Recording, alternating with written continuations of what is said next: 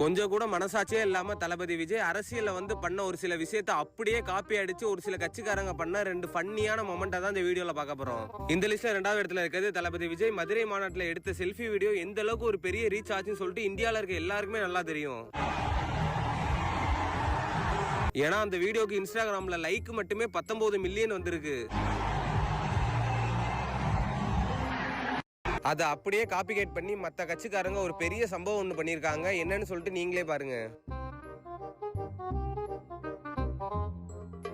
இந்த லிஸ்ட்ல நம்பர் 1ல இருக்கிறது தளபதி விஜய் மாநாடு ஸ்டேஜ்ல நடந்து வந்துட்டு இருக்கப்ப தொண்டர்கள்லாம் துண்டை தூக்கி வீசுவாங்க. அந்த துண்டை வாங்கி தன்னோட தோல்ல போட்டுக்குவாரு. அதை பார்க்கவே செம்ம கூஸ்பம்ஸ் மொமெண்டா இருக்கும்.